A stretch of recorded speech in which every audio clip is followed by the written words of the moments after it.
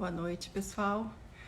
Vamos dar continuidade às nossas lives. Na noite de hoje vamos receber o Rafael Ferrares, um grande armador de percurso que eu conheci num curso de armador que eu fiz com ele na Sociedade Hípica Paranaense. Ele já está entrando aqui com a gente. Vamos lá.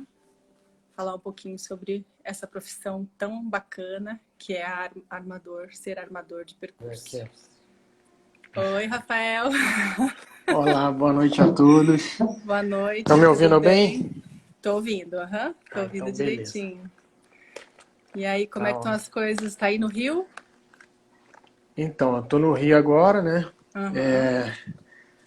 E aí gostaria de agradecer aí a oportunidade de poder receber esse convite de participar aí com vocês desse bate-papo sobre armação de percurso, que é a minha vida, né? Que eu gosto, a profissão que eu tenho. Vamos lá.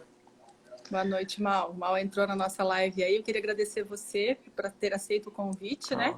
A gente se conheceu naquele curso de armador lá na Sociedade Hípica Paranaense, que foi muito legal. Adorei fazer o curso com você. Fiz alguns percursinhos, assim, né? O Maurício também fez e tudo, o Jaerson também fez, mas agora que o Jaerson tá lá com a gente, eu deixo essa parte para ele. Né? E aí vamos falar um pouquinho dessa profissão, que é muito legal, Rafael. Me conta um pouquinho sobre você. Eu sei que você é super certificado pela CBH, pela FEI, né? E fala um pouquinho dessa profissão pra gente aí, que é super importante no nosso esporte. Então, algumas pessoas me conhecem, né? Outras ainda não. Então, vou me apresentar rapidamente aqui das qualificações que eu tive e obtive durante esse tempo, nessa história de vida de cavalo, né? Eu sou delegado técnico pela Confederação Brasileira de Hipismo, que consta lá no quadro como é uma função nos eventos, né? O delegado técnico. Sou desenhador de percurso oficial também, que é o máximo que poderia ser como desenhador de percurso. Sou comissário também, que é uma outra função que atua dentro dos eventos, que é o comissário de salto. Sou licenciado para ministrar cursos de desenho de percurso. Isso na confederação. Na Federação Equestre Internacional, que a gente traduz assim na sigla FEI, né? Eu sou desenhador nível 2, sou comissário nível 1 e sou instrutor, que eles chamam de coach, né? Nível 1 também. Então a minha história no cavalo começou muito cedo, porque meu pai sempre teve cavalo. E meu pai é criador de manga larga machador, e a gente foi nesse meio, e eu fui buscando conhecimento e aprendendo cada dia mais, e sempre tudo que teve, as oportunidades que teve, eu fui fazendo. Então eu sou praticamente todas as funções dentro de um evento, do cavalo eu sei um pouco. Mas o que eu me dedico mais no fundo, é a armação de percurso, onde eu fiz vários cursos com os desenhadores internacionais. Hoje, Hélio Pessoa, um grande amigo meu que me ensinou muito, Guilherme, Marina, Leopoldo Palácio, enfim, inúmeros desenhadores, Olavo Petros, Benedict, inúmeros desenhadores que foram passando para mim as orientações de como proceder para a armação de pista. Então, o meu foco principal é esse. E aí, vou voltar um pouquinho. Aí eu já, na minha história, eu já armei 6 campeonatos brasileiros, já como desenhador oficial. Tem dos concursos importantes que eu fiz. Aniversário da Sociedade Hípica Brasileira de 80 anos, em 2018. Que é um CSN, na verdade, mas é uma importância muito grande no Brasil todo, por ser a Sociedade Hípica Brasileira, e 80 anos foi um concurso muito importante na minha carreira. Em Curitiba é um lugar que eu sou muito bem recebido, sempre quando eu vou aí. Já trabalhei inúmeras vezes na Sociedade Hípica Paranaense, trabalhei em 2019 num concurso internacional, seletiva para o World Cup, um concurso internacional muito importante também na Hípica Paranaense. Então, é basicamente isso. Meu foco principal é a armação de pista. Mas eu tenho habilidades nas outras áreas que eu fiz cursos, me especializei, sempre buscando conhecimento. E aí nós vamos entrar um pouquinho, eu queria falar um pouquinho da introdução, não sei nem como é que a gente funciona direito na questão da live, né? A gente não está muito habituado, é a primeira live assim que a gente faz. É não sei como é que funciona essa. É um bate-papo, aí eu não sei exatamente como é que funciona, mas vamos lá.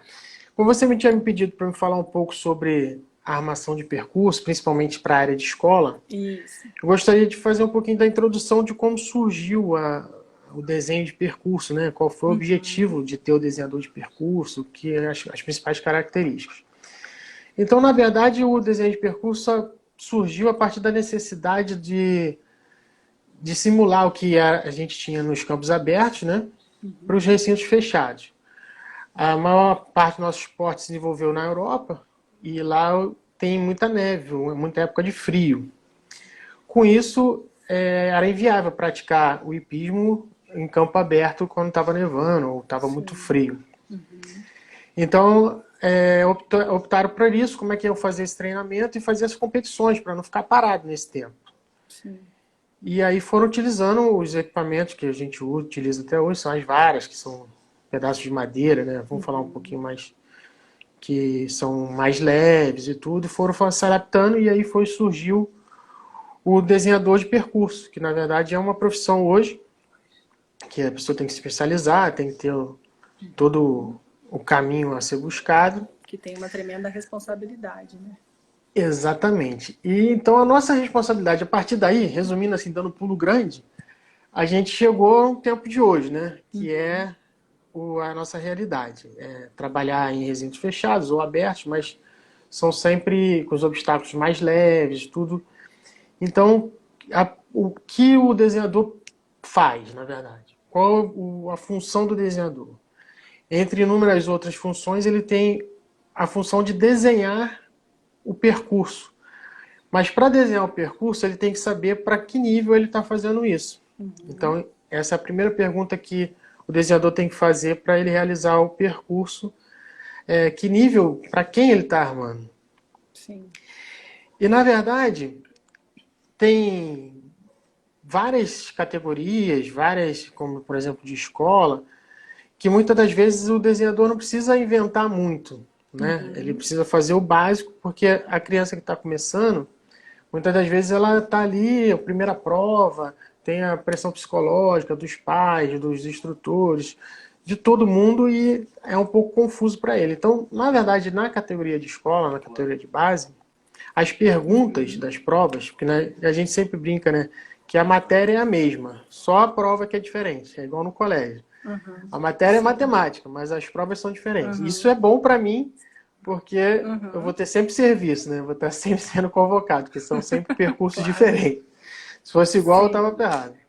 Então, o objetivo é fazer as perguntas de maneira progressivas, né? De maneira que a pessoa consiga responder dentro do nível de equitação dela, dentro do nível de cavalos, de categorias, para não ficar muito forte, não ficar muito difícil, como se fosse uma prova de um colégio, por exemplo, né? Ou muito fácil. Então tem que ter essa graduação. Sim. E para isso, que a pessoa consiga responder essas questões, aí tem o caso que são os instrutores, né? Os instrutores têm que estar preparados para trabalhar essas crianças, esses alunos, para responder as questões que os desenhadores vão perguntar. Então, e muitas das vezes, não é o caso do Galope, por exemplo, o Galope tem instrutores de capacidade, muitas das vezes as escolas não têm uns instrutores que têm uma base mínima, ou fizeram curso, como você procurou, fazer o curso, para entender qual é a filosofia do desenho. Porque como é que você vai ensinar? Muitas vezes o instrutor sabe montar, é um excelente cavalheiro, tem resultados, só que ele não tem conhecimento técnico de explicar para a criança umas coisas básicas, um exemplo, que para ele é tão básico que ele esquece de falar. Por exemplo, vou dar um exemplo aqui. Eu já vi crianças perderem uma prova por não cruzar uma bandeirola de chegada, por exemplo. Sim. Que é uma coisa que acontece, assim, que é um erro básico, mas é porque às vezes o instrutor que nunca estudou para ele sabe, mas ele não teve atenção de passar isso para o Às aluno. vezes esqueceu de passar.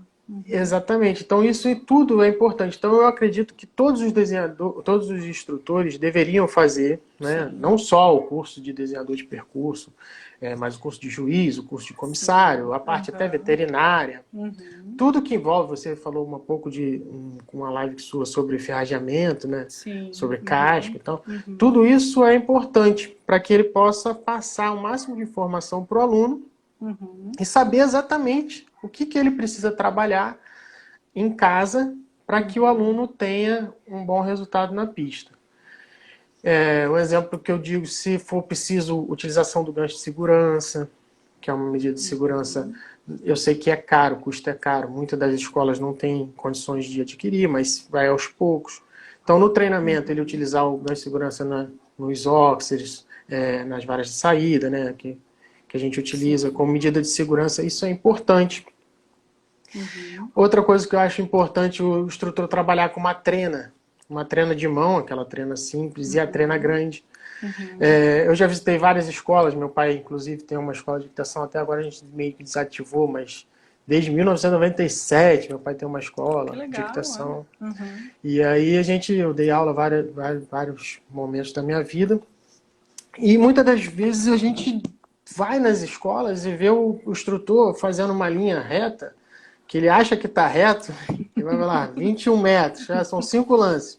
E ele está trabalhando com a criança, ele na cabeça dele tem 21, mas não tem 20, ou tem 22. Não estou generalizando, não estou dizendo que os instrutores não têm essa capacidade de medir no passo e fazer os 21. Existe, sim, é fato e tudo. Tem pessoas até que medem a linha só no lance, tudo isso é outra questão. Mas eu acho que se você está fazendo um trabalho específico, com aquela distância, com aquela característica, você quer que fique curto, ou você quer que fique longo, você utilizar a trena é muito importante, que você trabalhe isso. E muitas das vezes o instrutor não sabe fazer a medição correta, de uma vara para outra. Às vezes até num trabalho de ginástica, ou de kick, ou num duplo, 2 lances ou um lance, ele não sabe como é que faz essa medição. Então, isso faz diferença, o ângulo da vara. Então, ele está trabalhando na cabeça dele, ele está fazendo uma linha reta, na verdade, está trabalhando uma linha quebrada. Lógico, estou exagerando para você entender o meu pensamento. Então, eu acho que isso é importante, que eles tenham esse cuidado para poder fazer esse trabalho nas escolas, né? Então, e é uma coisa mais fácil de ser feita. Lógico que todos os cavalos de escola, no meu entendimento, ele tem que ser trabalhado por profissionais, quando estiver fazendo a parte mais técnica e tudo. Acho que só as crianças acabam, com o tempo, estragando um pouquinho os cavalos. Mas eu acho que isso... Confunde, né, a cabeça do cavalo. Confunde, exatamente. Então, eu acho que esse trabalho de cavalete, que é muito importante, de linhas longas, curtas, combinações, tudo isso que você utiliza dentro da sua aula, cada um, eu sou instrutor também, mas não vou nem entrar na área de treinamento, né? Eu estou falando mais se você for trabalhar, um exemplo agora, a CBH teve uma iniciativa, não sei se todos têm conhecimento, mas é até bom buscar isso, que o Guilherme Nogueira Jorge, que é um desenhador brasileiro, que é importante também, fez a Olimpíada, ele fez um percurso, tá? Enviou para a CBH, que está disponível no site da CBH, tem os links lá que tem que entrar, que as pessoas façam esse percurso em casa, tá? Treinem esse percurso, desenhem esse percurso, e mande para a CBH, que a CBH vai fazer uma avaliação. Cada cavaleiro pode mandar até 2 percursos, tá? E ela vai fazer a avaliação e vai dar um feedback de orientações. Olha, vai dizer o que foi bom, o que foi ruim. Então, pelos cavaleiros olímpicos. Então, isso é importante. Só que se o instrutor tem essa capacitação de armar esse percurso, ele vai pegar o croquis do Guilherme, que está lá na CBH, e vai ter condições de botar ele na escala e vai trabalhar ele na pista. Adaptar na pista, que às vezes o formato é diferente. Exatamente. Então ele tem que sempre buscar isso. Então até quando o pessoal tiver curiosidade de entrar, né, o que eu estou dizendo, está dizendo lá, se você tiver a capacidade, ou então solicite um desenhador, ou alguém que saiba fazer isso, para poder você trabalhar.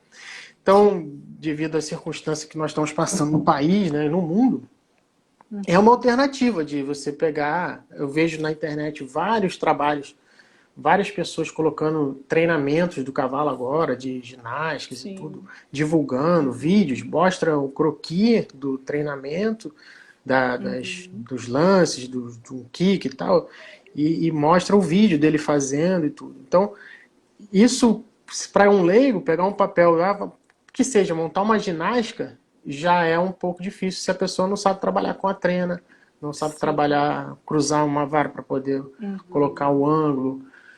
E, se possível, também, não só o croquis do Guilherme, eu acho que é importante o instrutor saber armar um percurso, porque se ele tem condições de simular, por exemplo, tem escolas que tem o material completo, tem números, tem bandeirolas, tem tudo. Tem testeira. Então, acho que se você tem um instrutor que está apto a fazer um tipo de treinamento para simular, lógico, ele não vai saber o percurso exato, porque eu já expliquei que cada percurso são diferentes. Mas o básico ele vai trabalhar em casa. Então ele não vai ter surpresas, né? Quando ele chegar na pista e encontrar uma linha de tanto, ele já trabalhou. Então ele sabe o que ele vai passar para o aluno vai ter a dificuldade em casa. Lógico que tem um fator psicológico que é muito importante, né?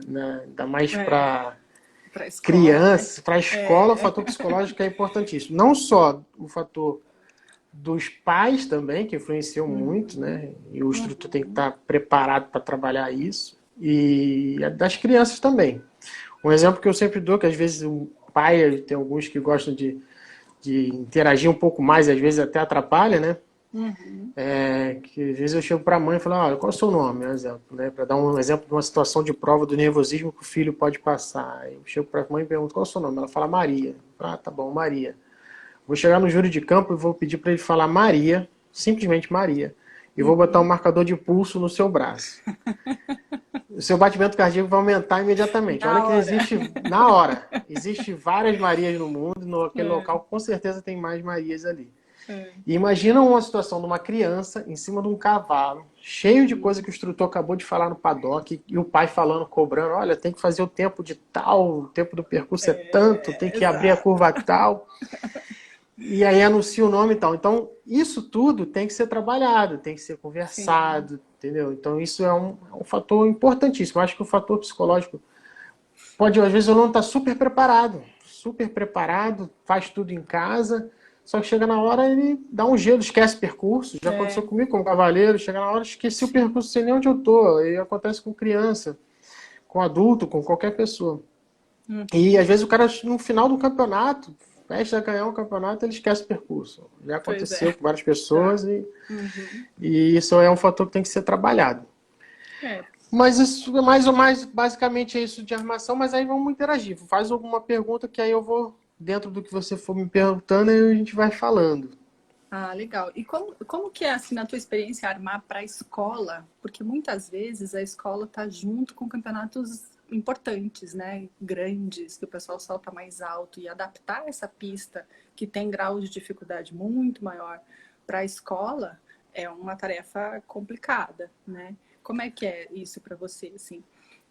Então, aqui no Rio de Janeiro a gente tem um benefício que a escola tem algumas categorias que são separadas. Mas no exemplo do estado do Paraná, eles fazem tudo junto. Fazem o Reto 40, né, um grande prêmio, que seja do ranking, mas é um grande prêmio.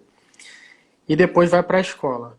E às vezes a gente não tem muito tempo, porque são números de concorrentes aí. Curitiba, graças a Deus, tem bastante concorrente. Isso é um lado positivo. Sim. Mas acaba que, às vezes, é no final do dia e a gente tem um pouquinho de pressa. Então, a gente tem que adaptar isso. O ideal é que não fosse junto, que a gente tivesse um pouquinho mais de tranquilidade para trabalhar e tudo. Às vezes, a gente faz um pouco rápido demais, por causa do tempo, do horário, né? Mas as distâncias a gente tem que sempre ajustar, porque cavalo de escola, na maioria das vezes... Hoje não, já evoluiu muito, né? O nível dos cavalos de escola... Há pouco tempo atrás, não digo, mas um tempo atrás, o cavalo era uns cavalos crioulos, manga largas, uns quarto de milha, um PSI misturado com alguma coisa.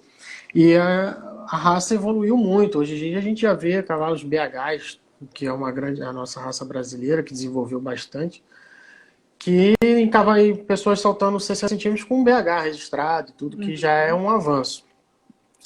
Mas, de qualquer forma, as distâncias são completamente diferentes, os níveis de dificuldade são completamente diferentes. Então, a gente tem que trabalhar muito bem isso, e isso é uma dificuldade muito grande para o desenhador. É mais fácil, eu digo, entre aspas, né? Você trabalhar um concurso, uma prova grande, do que você armar para criança. É muito mais perigoso. O risco você não pode errar. O profissional, ele sabe o que está ali, ele já está, ele tem consciência do que está na pista, ele tem consciência do cavalo que ele tem e do raciocínio rápido, né? Porque eu digo sempre que a gente treina, só que chega na hora, tudo é diferente do que a gente treinou em algumas situações. O nervosismo, tudo. Até na hora de reconhecimento, o instrutor chega para o aluno e fala, olha, você vai dar 5 lances curtos ou 5 lances longos. Só que, beleza, ele gravou aquilo ali e entrou na pista. Ele preparou para dar os 5 lances longos, que seja. E aí passou um cachorro, passou um bicho, o cavalo se segurou por um motivo, olhou para a testeira, e já nos 5 longos já não vai dar mais. Ele tem que mudar para 6 curtos. Ele tem que ser... Como é que ele vai fazer? Então eu sempre brinco que... Eu brincava com meus alunos, é como se fosse atravessar uma rua. Você está atravessando a rua. Você calculou para atravessar a rua que não tem sinal, né? E tá vindo o carro, você calculou ali. Só que você tem que olhar. Se você olhou e o carro tá vindo muito rápido, você vai ter que aumentar o seu ritmo. Ou até parar, ou diminuir o ritmo para que o carro passe e depois você consiga atravessar sem nenhum acidente. Então, esse raciocínio é em milésimos de segundo. Então, é muito difícil. A gente sabe que o nosso esporte a gente perde mais do que ganha. Sim. E são muitos fatores que estão envolvidos num bom percurso, né? Então a gente tem que tentar fazer o máximo possível de perguntas mais simples para os iniciantes, para não complicar mais ainda a situação deles, porque às vezes ele tentou fazer os 5 lances longos que o instrutor falou, só que o cavalo dele olhou para uma testeira na entrada da linha e os 5 lances longos já não vai mais, então ele tem que mudar de estratégia rapidamente, falar, olha, eu vou fazer os 6 cursos na hora. Então, esse raciocínio rápido, lógico, vai ser adquirido com o tempo, com o treinamento, com a experiência de cada um. Mas o nosso objetivo sempre é não dificultar, né? Tentar fazer as distâncias mais confortáveis possíveis, observar a posição do sol, o piso, né? Porque às vezes você vai fazer um treinamento na sua casa. Um exemplo em Curitiba, na pista de Curitiba. Em frente, onde tinha... Ainda tem o Rio, né? Em frente ali, a gente tem uma caída em direção ao paddock. Olha que eu estou falando de Curitiba, que é um percurso, um piso excepcional e tem um desnível. Desnível até proposital, que seja para escoamento de água. Então você tem que avaliar isso quando você estiver treinando na sua casa. Não simplesmente pegar o percurso que o Guilherme fez, né? Que eu estou querendo dizer um exemplo, o Guilherme fez esse percurso. A Anne está falando que tiraram o Rio, nem sabia, Anne, que tinha tirado. Tiraram? Eu também não sabia. Também falou, eu não sabia também. Que faz tempo que eu não vou na Ípica, não tem prova. Que ótimo, tiraram. Que bom, fica até mais, vai mudar completamente a armação. Sim. Então, tem um desnível. Então você tem que pensar nisso na hora da armação, e o instrutor que fez o curso de desenhador, ele vai pensar nisso também. Então é isso que por a importância. Não é o simples fato do treinamento em casa. Às vezes o terreno é um pouco fofo. Uma distância longa já fica mais longo. Então você tem que trabalhar isso. Você tem que saber dosar isso. Em direção ao sol, isso influencia. Em direção ao paddock. O cavalo é um ser agregador, ele vive em bandos, então ele sempre que o cavalo foge, ele roda e vai em direção aos outros. Então ele vai à saída, ele vai procurar a saída. Então toda vez que você arma alguma coisa em direção à saída, o cavalo tem mais facilidade de ir para lá do que quando no sentido oposto. Então tudo isso você tem que avaliar, e o instrutor, uma curva, uma combinação próxima à porta, contra o paddock. Cabe ao instrutor ter essa informação, não só como cavaleiro, mas também analisar cada caso, né? Porque nem sempre eu dizer para você, olha, são 21 metros, são 5 lances que seja, ou 22,5, não importa, mas são 5 lances em média. Em situações diferentes. Então, de um óxido para uma vertical, de um vertical para um óxido, para a entrada e saída de um duplo, o cavalo sai com um galope maior, então vai ficar muito curto. Então, tudo isso tem que ser pensado, tem que ser analisado, caso a caso, e o instrutor tem que passar isso para o aluno. E o aluno tem que estar bem preparado para poder saber exatamente o que ele vai, quais são as questões da prova, né? Porque como é que ele vai responder se ele não sabe o que está sendo perguntado, entendeu? É verdade. Então, eu acho isso importante. Rafa, Pode a Anne falar. perguntou se tem muita diferença na armação para campeonatos de cavalos novos. Então, os cavalos novos, inclusive, eu armei com o Campeonato Brasileiro de Cavalos Novos de 2017, no Agroman. Os cavalos novos, eles têm a característica de ter geralmente um lance maior. Ele demora um pouquinho a conseguir o cavaleiro a conseguir fechar ele, né? Diminuir o lance dele. E para o desenvolvimento dele, ele precisa de ter mais espaço. Então, o cavalo novo, sempre quando se for armar uma linha, tudo é um pouquinho mais longa, para poder ter tempo de reação dele até ele chegar no chão e o primeiro lance, o cavaleiro tomar atitude, ele responder a atitude do cavaleiro, demora um pouco.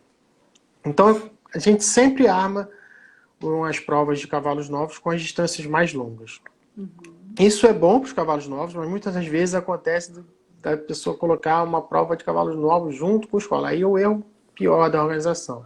Sim. Já aconteceu, é lógico que cada dia mais eles vão tendo essa visão e estão tentando não fazer isso, mas já armei casos de armar tudo junto, entendeu?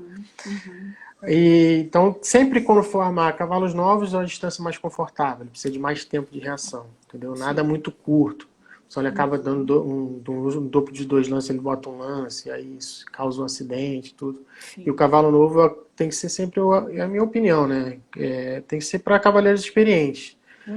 O cavalo novo, ele está aprendendo, por isso que ele é novo. E aí você pega uma criança e bota no cavalo novo, não dá eu acho, certo, lógico, não dá muito certo.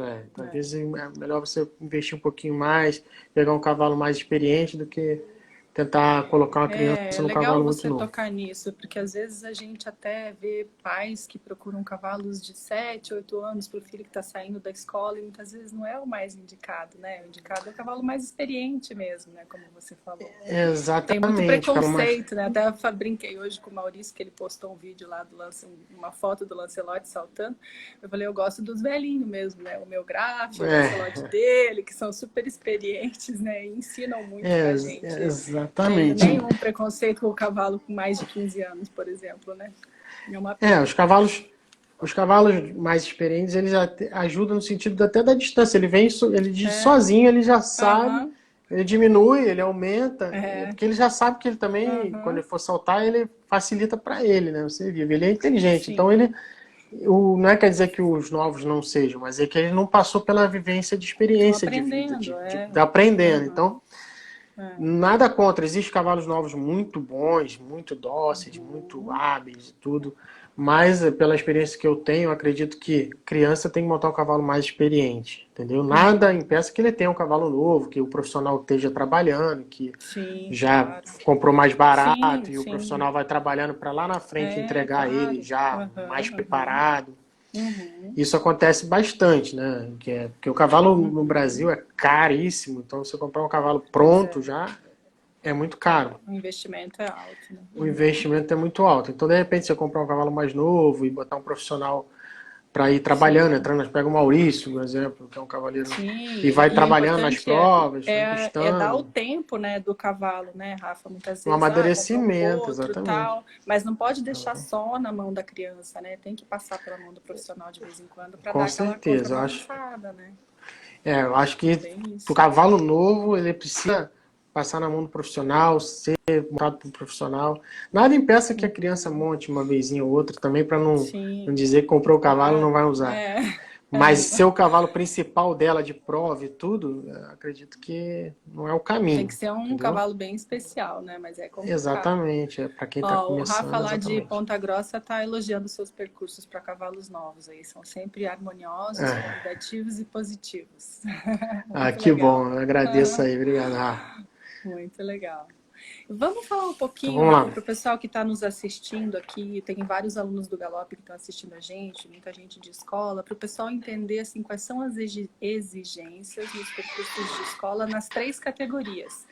A iniciante, a intermediária e a principal.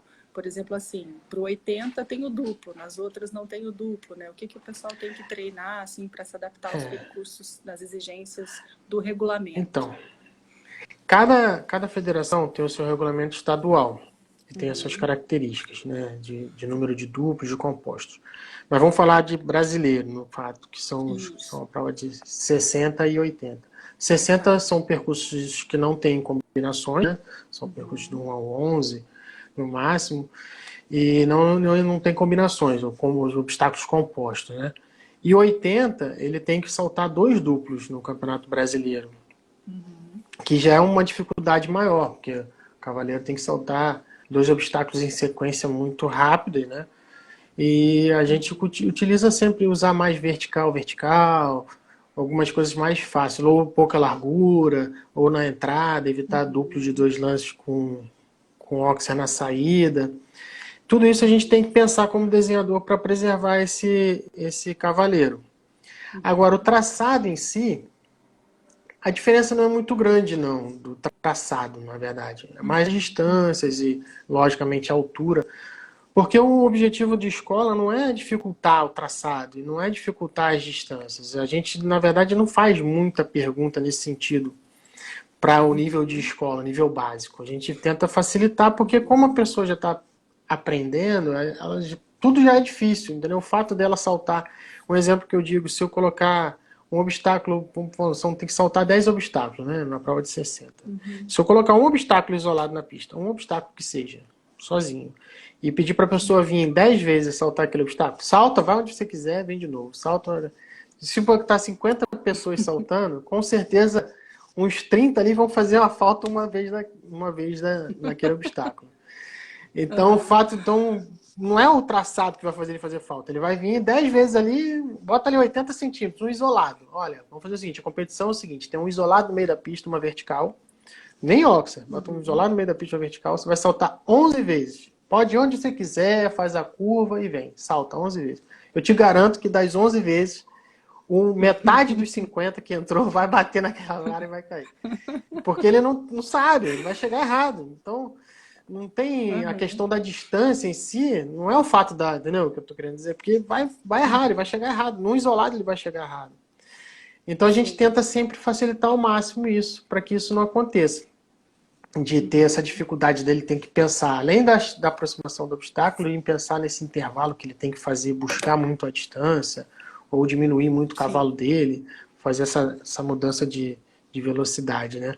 Então a gente tenta manter o ritmo, pensar que ele tem que fazer o ritmo, fazer as curvas boas, manter o traçado ideal. Logicamente, se o cavalo é menor, o instrutor vai dizer para deixar um pouco mais as curvas, para ele se adaptar, ou dar um lance a menos, entendeu? Ele vai trabalhar isso juntamente com o instrutor. Mas o traçado em si é sempre o mais confortável possível, igual do cavalo novo. É o mais aberto possível. Agora, as dificuldades, encontra a principal diferença é a combinação, que é uma dificuldade muito grande. São 2 duplos na prova de 80, por exemplo. E a altura, por si só, já é difícil, entendeu? Para esse pessoal que está começando. Né? Já dificulta. Então, acho que basicamente é isso. Né? As diferenças de 60 para 80. Sim. Porque a grande pergunta nas provas de escola é o bendito do tempo ideal, né, Rafa? Essa é a grande questão, né? A gente quer saber o bendito do tempo ideal. Fala um pouquinho, explica para o pessoal como é que calcula esse tempo ideal. Isso. Vamos falar um pouquinho da origem do tempo ideal. Tá. O tempo ideal foi criado, né, pela CBH, pela Confederação, que é o seguinte, é a minha visão do tempo ideal. Quando você salta na prova de 40, de 60, de 80, tem o tempo ideal que ele é calculado pela extensão do percurso, que aí você calcula a medida aferindo pela monocleta, que é um instrumento medidor que tem uma roda que você simula o traçado do cavalo, como se você fosse o cavaleiro, tivesse montado num cavalo, você vai fazer todo aquele traçado e aquele instrumento medidor vai te dar a extensão em metros. E aí você multiplica a extensão em metros vezes 60 segundos, tá? Que o nosso resultado sempre é em segundos, e divide pela velocidade. A velocidade foi criada, já é sabida, né? Eles falam 300 metros por minuto, 350 metros por minuto, 325 metros por minuto. Essa seria a velocidade mínima de prova. E aí, quando faz esse cálculo, tem muita gente que tem um pouquinho de dúvida, que vai sair o tempo concedido, que seria o tempo que é o tempo de prova. e a gente tira 5 segundos, 5%, né? Tira 5% do tempo concedido.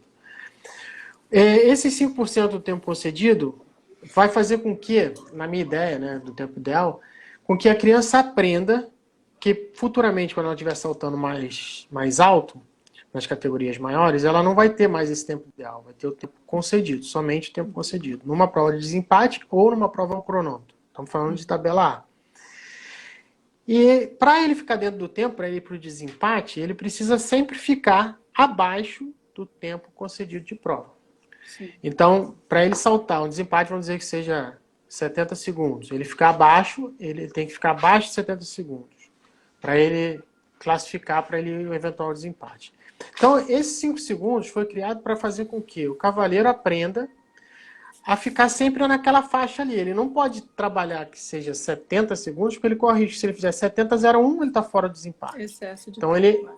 Excesso de tempo. Então, no tempo ideal, ele trabalha isso, com que a criança aprenda a andar um pouquinho mais rápido, na velocidade que seria a velocidade mínima, para poder chegar nesse tempo. Só que uma questão muito importante é que os pais, como o investimento é muito grande, na escola a expectativa é muito grande, ele não importa, para ele não está importando se o filho dele foi para o pescoço número 1 ao 10. Ele quer que o filho dele chegue no tempo ideal e ganhe a prova. Exato. Então, o objetivo é esse, é ganhar a prova, sair com a medalha e tal. E muitas das vezes não é o mais importante. Eu acredito que, eu entendo a dificuldade dos instrutores e tudo, de ter que mostrar resultado, do aluno subir no pódio, de ganhar medalha e tudo. Mas eu acho que isso é um pouco de psicologia. Se ele conseguir passar para o aluno e para o pai, e para a mãe, para os familiares de forma geral, que não é o mais importante ganhar a prova naquele momento, que a formação dele é mais a longo prazo, que ele precisa montar bem, que ele precisa chegar bem nas distâncias, que ele precisa manter o ritmo, que ele precisa estar equilibrado, que o cavalo tem que ter confiança, ele tem que ter confiança no cavalo, ter o controle total sobre o cavalo. Sim. Isso é muito maior do que ele chegar ao pódio naquele momento, o resultado naquele momento. Exatamente. Só que isso é dificílimo a gente conseguir fazer que as crianças e os pais entendam isso. Porque o nosso mundo é competitivo. Sim. Na verdade, a gente é uma competição o tempo todo. Na profissão, você se forma, você tem que ser melhor do que o outro, você tem que estudar, você tem que se capacitar. Você vai fazer uma prova num concurso público, você tem que ser melhor do que o outro, você tem que estar sempre em competição. A vida é uma competição. Você está sempre tentando correr atrás para o outro não te passar e tentando desenvolver o máximo de conhecimento para você conseguir agregar o mais possível. Só que, no caso, eu acho que você tem que dar um passo atrás para dar 2 para frente, entendeu? Eu acho que o instrutor, a escola, tem que passar que aquilo ali é uma fase, entendeu? Uma fase que ele precisa de aprendizado. Né? Exatamente. Ele precisa lá mais maiores depois, né? Exatamente. Não adianta nada ele ganhar a prova do tempo ideal, que o pai gritou na pista, no caso, ou o instrutor ajudou, e ele chegou ali todo desequilibrado, todo errado, e eu fui campeão. Ah, mas eu fui campeão. Tá, tudo bem, foi campeão, mas você não montou bem, você quase errou o percurso, foi ajudado por alguém. Eu acho que isso aí, se a gente conseguisse, que eu sei que é dificílimo, botar isso na cabeça dos alunos, que na verdade eles não são competidores, eles estão ali, a competição é si própria, entendeu? Ele tem que entrar na pista e fazer o dele, que é a responsabilidade dele, não cometer erros e até torcer pro amiguinho que faça o melhor dele, quem fizer o melhor ganhe. Exatamente. Não tem que ser o objetivo um competir com o outro, torcer contra o outro, entendeu? Eu acho que a gente tem que tentar mudar um pouquinho isso. É muito complicado isso. Eu já passei por isso, às vezes tem 2, 3 alunos na mesma prova, e aí, você não pode nem abrir a boca, você não pode nem ajudar um ou outro, no sentido até... Porque o pai, você falou para ele, ele ganhou. O outro falou. Às vezes você não sabendo o tempo, você não pode ajudar de nenhuma forma.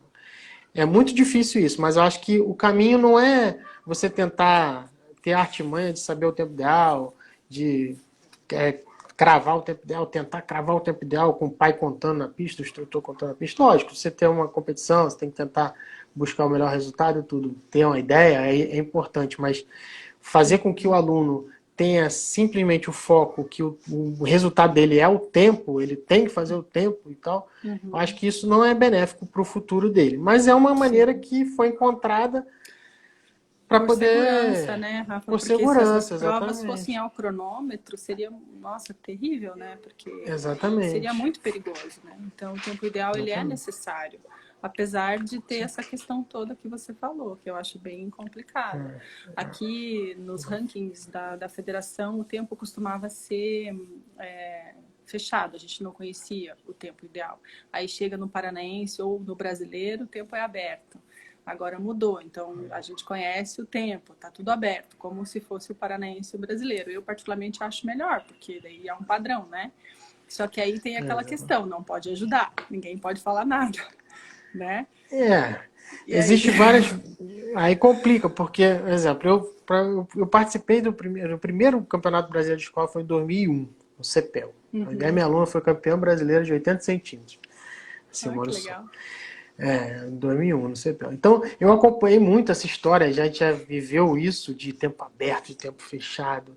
E existe muita estratégia de a pessoa tira o chapéu, abaixa o chapéu, às vezes não fala, e aí quem falou não era o pai, era o outro, então é complicado. Isso. Eu ainda não consegui entender exatamente qual é a melhor forma de ser feito, só que eu acho que o tempo ideal é benéfico para o esporte em medida de segurança. Então, acho que segurança tem que ser sempre o primeiro ponto, tá? Então, todo mundo critica, mas também não tem nenhuma outra solução, saída, né? Que seja outra saída para poder classificar, para poder ter o resultado, para poder ter a competição.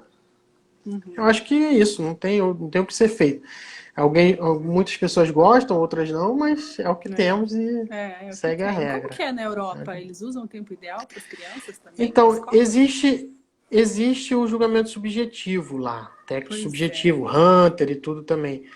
Só que assim, lá o nível dos cavalos são outros, eles já começam a saltar, já saltam mini-mirim, mirim. Então não tem muita escola de equitação. Tem também, mas não é muito forte, assim. Os cavalos já saltam, os cavalos têm um sangue muito bom. Para saltar 1 metro, eles saltam fácil. Então uma criança tem mais facilidade de desenvolver, de adquirir um cavalo de qualidade também, não desfazendo a nossa raça evoluiu muito, mas ainda é caro você ter um cavalo de alto padrão no Brasil. Sim. E que salte 1 metro, 1,10 m, 1,20 m, já começa a ficar caro. Seja 1 metro, 1,10 m já é caro. Sim. Então, muitas das vezes, a gente utiliza cavalos não tão bons assim. Então, lá fora, eles usam o julgamento subjetivo, né? O Hunter, né? No caso, para as pessoas que estão iniciando. Só que aqui no Brasil, nós já tentamos fazer, inclusive meu pai é diretor de escola do Rio, nós já tentamos fazer isso. Já chamamos cavaleiros tipo Vinícius da Mota para julgar, pessoas de renome, né, que tem experiência, Cavaleiro Olímpico, Hélio Pessoa, a Lúcia Alegria também já fez julgamento técnico subjetivo aqui no Brasil. Mas aí a gente cai no mesmo problema do nome ser subjetivo, né? Que os pais não aceitam, os pais de escola são, a grande maioria é difícil de entender. Eles aceitam, eles gostam muito disso. Quando nós fizemos aqui, eles gostam, aí dá o feedback, vai lá, o aluno explica e tudo. Só que às vezes um aluno ganhou, o outro não ganhou. Ele acha que o filho dele ganhou, que foi melhor. A minha sugestão que seria como se fosse o adestramento. Né? O adestramento são vários juízes, 3 juízes que seja. Porque um juiz só não dá tempo dele olhar e fazer a anotação. Entendeu? Por melhor que ele seja, rápido e tudo, tenha conhecimento. E acaba que ele passa um salto ou outro, ele não consegue anotar. Isso tudo tem custo. Acho que se tivessem 3 juízes, um em cada lugar, que aí fosse feita uma média, igual é exatamente feito no adestramento, que também dá confusão. Olha que são 3 juízes diferentes, então também é confuso em alguns casos, na maioria das vezes não, mas existe confusão de a pessoa não aceitar o resultado, porque cada um tem uma visão diferente, de um ponto de vista diferente, literalmente, da pista. Um vê uma coisa que o outro não viu. Então, eu acho que seria útil, sim, fazer isso no Brasil, o Hunter, as competições com julgamento técnico subjetivo, mas na maneira que tivesse mais de uma pessoa para poder dar mais isenção, porque o brasileiro já não acredita muito, talvez, na nossa cultura de política, de juiz, dos outras coisas, refletem no nosso esporte, isso reflete Sim. na nossa vida. Então a gente acaba não acreditando, achando que está errado em alguns casos.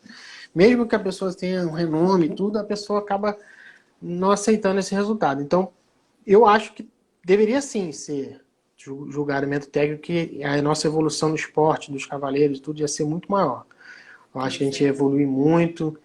E aí ia sair daquilo que eu falei tudinho lá atrás, do cavaleiro que chegou no pescoço do 1 ao 10 e foi campeão da prova, e o outro montou Que isso direitinho e a gente já fez. viu, né? Já cansou de ver que, Exatamente. poxa, de Então, repente isso é foi campeão um. paranaense, mas não merecia, Não porque montou montou, muito mal, né? exatamente. Montou muito mal. Então, isso É. que é a grande questão. A única solução seria.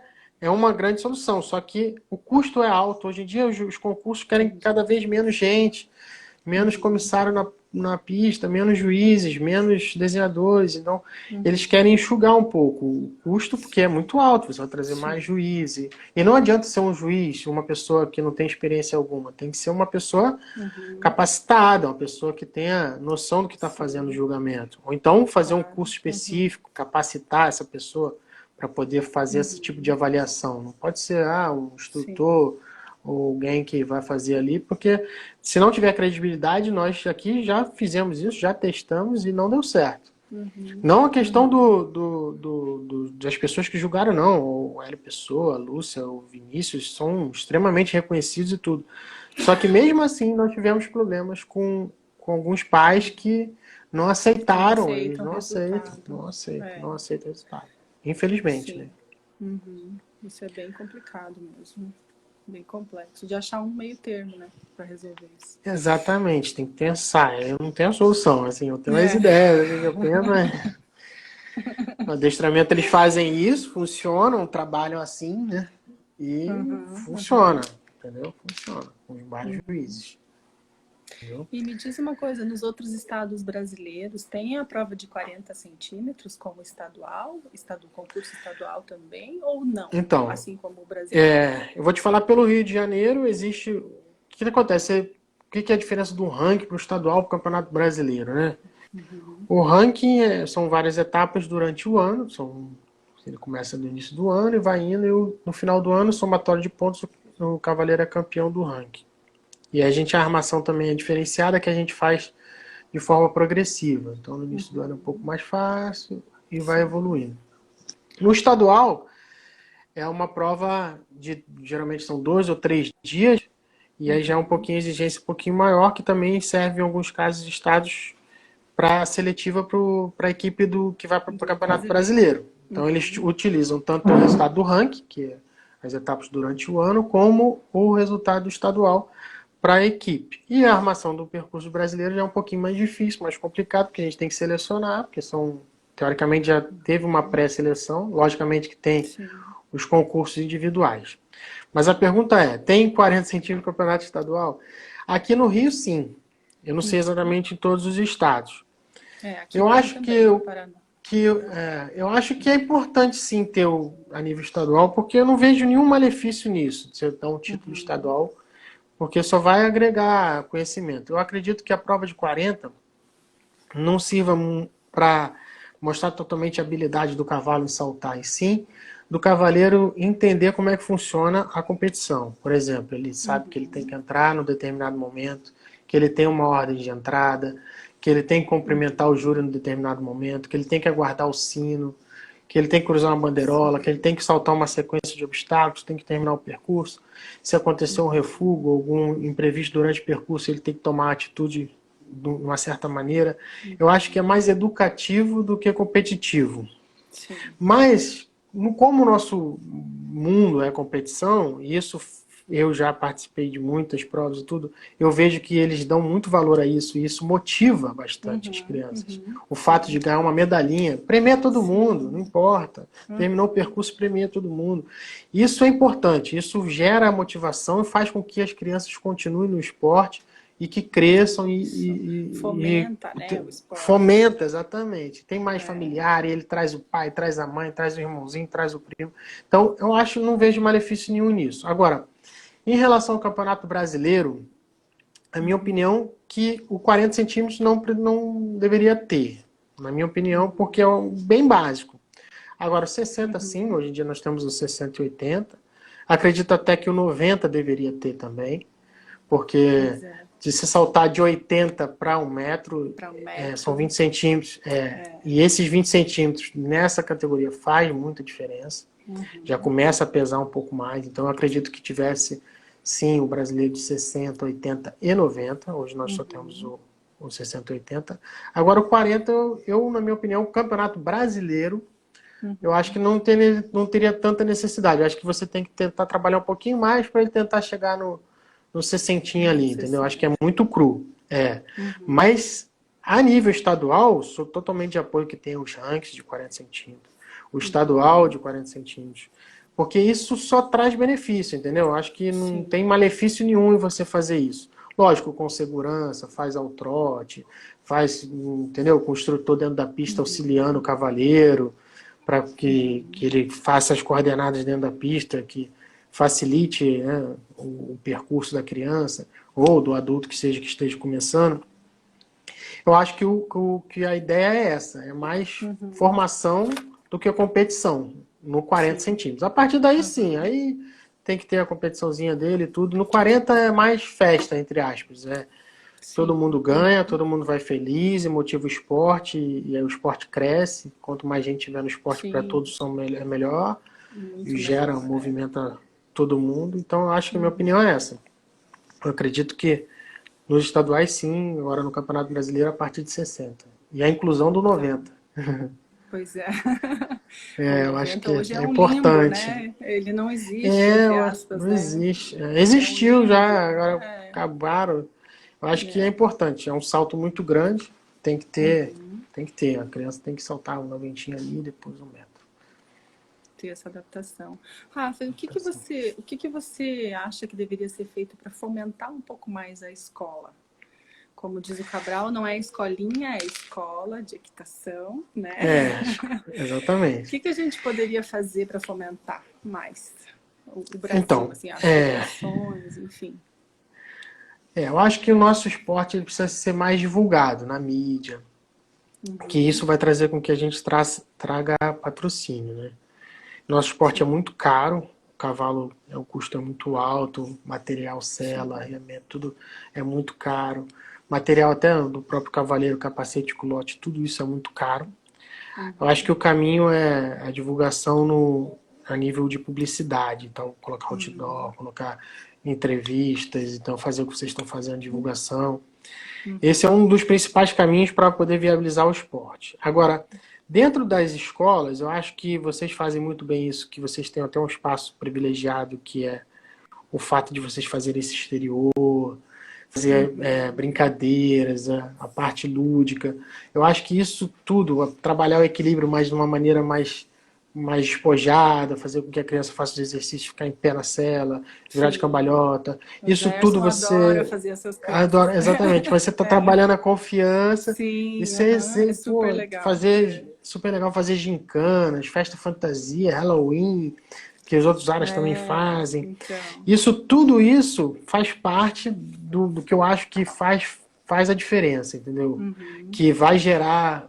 Que as crianças gostam de brincadeiras, elas estão ali para aprender equitação, óbvio. Muitas delas uhum, vão chegar a ser cavaleiros e tudo. Outras vão passar por ali, aquele momento da vida deles, e vão seguir para outra profissão ou vão continuar, mas eles querem ali se divertir. O objetivo maior é se sim. divertir. Criança gosta de Uhum, brincar. Então, no final da é, aula, fazer uma atividade, sei lá, caça-raposa, fazer uma corridinha que seja, nem que seja o trote, uhum, marca o tempo de uma atividade qualquer. Isso tudo que você faz, eu acho que faz com que a criança gere um vínculo ali de amizade, tanto com os profissionais da área, né? Com o uhum, cavalo também. Outra coisa que é importante também, eu acho que pegar um dia da semana e a criança acompanhar o dia a dia do cavalo, pegar, selar o sim. cavalo dela, rasquear, Uhum, dar um banho no cavalo uhum, dela, a gente chama horsemanship lá fora, né? sim. Lá fora a Aham, gente não tem muito o tratador. Hoje em dia aqui é uhum. muito mecânico. A gente vem, pega o cavalo, monta e desce o cavalo e o outro Sim. monta. Vai embora. Então não tem É. muito isso. Vai embora. Então acho que Uhum, isso tem que ser trabalhado. Acho que isso é importante. Fazer com que a criança tenha mais contato com o ser vivo, porque o cavalo é um ser vivo. Ele acorda sim. mal, ele não comeu bem, ele se sente mal. às vezes o cavalo está se sentindo mal e vai assim mesmo, porque tem que fazer a aulinha e tal. Eu acho que tem que ser avaliado isso, a criança tem que entender que, olha, hoje Travou. é disso da vida do cavalo. Oi, Oi? Rafa, tá me ouvindo? Tô ouvindo. Travou. Tá ouvindo? Travou? Tá. Eu não estava te Tô ouvindo. ouvindo. Eu vi uma pergunta aqui, ó, Rafa, do Fala. Márcio Terrezo. O delegado técnico pode mudar alguma coisa no percurso, mesmo sem o desenhador concordar? Pode. Então, isso é um pouquinho polêmico, né? Mas ele tem essa autonomia, tá? Como delegado técnico, ele tem essa autonomia de mudar. Só que muitas das vezes o delegado técnico, aqui no Brasil era para ser assim, né? Todos os delegados técnicos deveriam ser desenhadores de percurso, tá? Era uma prerrogativa. Só que, infelizmente, abriram um pouco isso e tem alguns delegados técnicos que não têm o curso de desenhador de percurso. Então, ele não tem nem embasamento teórico para poder fazer esse tipo de comentário ou tomar essa posição de alterar. Mas, muitas das vezes, a gente sempre trabalha em conjunto. A gente sempre trabalha na parceria. Então, eu, graças a Deus, sempre tive delegados técnicos que eram meus amigos, não amizade de passar a mão na minha cabeça, mas de profissionalismo, né? E a gente sempre conversou, e eu acho que o delegado técnico no concurso, ele deve mais orientar, ele deve ser um fiscal orientador, entendeu? Ele não... Eu acho que só se tiver uma situação de risco, de estar muito perigoso e tal, aí sim, eu já sou delegado técnico, já acho, olha, tá complicado, o que você acha mudar aí e tal. Agora, eu acho que característica do desenho, eu acho que, por exemplo, se eu sou delegado técnico e o desenhador fez um desenho diferente do que eu estou acostumado, eu acho que o comitê organizador quis que ele fosse o desenhador, senão eu era o desenhador e ele era o delegado técnico, vice-versa. Então, nós temos grandes desenhadores no Brasil, eu acho que estão todos bem capacitados, então esse fato de acontecer, acontece sim, a medida de segurança, aí sim eu acho que o delegado técnico tem que interagir, e é a função dele, e ele tem esse poder sim. Ele pode alterar o croquis, ele pode alterar o tempo da prova, ele pode alterar o obstáculo, tirar um duplo, botar um duplo, ele tem essa autonomia. Lógico que isso dificilmente ocorre, porque a gente sempre trabalha em conjunto, a gente sempre conversa e sempre tá batendo um papo, olha, o que você acha ali e tal, a gente fazer diferente e tal. Sempre há um consenso, mas se você bater o martelo, o delegado técnico tem essa autonomia sim. O Cabral fez uma pergunta aqui que eu não tinha visto, ó. E como você acha que deve ser a abordagem para esse convencimento? Eu acho que é convencer talvez os pais sobre a não importância tanto das medalhas no tempo ideal. É isso, Cabral? Não sei se é em relação a essa pergunta, mas o Cabral fez essa colocação. Então, eu acho que é difícil, mas eu acho que a gente tem que tentar. Né? Eu não sou o dono da verdade, eu sempre tentei fazer isso, eu acho que é um dos caminhos. Você tem que fazer reuniões da sua escola. Chama todo mundo, senta todo mundo, explica, mostra um percurso de uma pessoa que não tem nada a ver, mas que ganhou uma prova, e fala, olha, você quer que seu filho ganhe dessa maneira, não, sei lá, pega um percurso internacional para não expor ninguém, pega uma situação inusitada que o cavaleiro fez um percurso muito mal feito, tem vários vídeos na internet, a pessoa tomando uma carregada ou tomando um tombo, e às vezes a pessoa termina o percurso. Então acho que o caminho pode ser um desses caminhos, você chamar todo mundo, chama os alunos, chama os pais, chama os responsáveis que seja, faz uma palestra, mostra, olha, aqui ó, esse cavaleiro foi campeão, tá? E esse aqui mostra, não fala o resultado, mostra um percurso e mostra o outro. Olha, qual que você acha que você queria que seu filho fosse? Ele vai falar, olha, eu queria que meu filho fosse esse, né? Porque obviamente montou melhor. Aí fala assim, ó, mas campeão não foi, campeão foi o outro. Foi o outro. Então, o que você acha que você quer pro seu futuro, do seu filho? Você quer que ele fique assim, ó, ganhe a prova desse jeito, ou que ele tenha um caminho diferenciado? Essa é uma estratégia que... né? Exatamente, essa talvez seja uma das estratégias, entendeu? De tentar fazer com que o pai enxergue aqueles problemas, porque muitas das vezes ele não vê. O pai, ele não consegue enxergar um problema de uma aproximação do salto, ou do filho perder um estribo numa curva, ou o filho está desequilibrado, ou ele está segurando a rédea de uma forma errada, o pai não consegue visualizar isso. Porque ele está vendo todo. Então, você pegar um vídeo de uma pessoa que exacerbadamente errou e mostrar para ele, talvez isso possa fazer com que ele leve um choque e entenda que, olha, poxa, não é o caminho, entendeu? Sim. Vamos repensar isso. Claro. Eu acho que isso seria uma faltam estratégia. 20 segundos para nossa live Opa. acabar. Nós falamos bastante. Então, vamos lá. A gente Vamos talvez lá. saia, depois a gente entra de novo, só para ver se o pessoal tem mais alguma pergunta. Mas foi Tá isso ok. mesmo que o Cabral perguntou, tá? Ele agradeceu pela resposta, é isso mesmo. O Monzon tá na nossa live também. Obrigada pela presença de todo Obrigado, mundo. Monzon. Obrigado, A Cabral, gente todo mundo que volta está daqui aí. a pouquinho para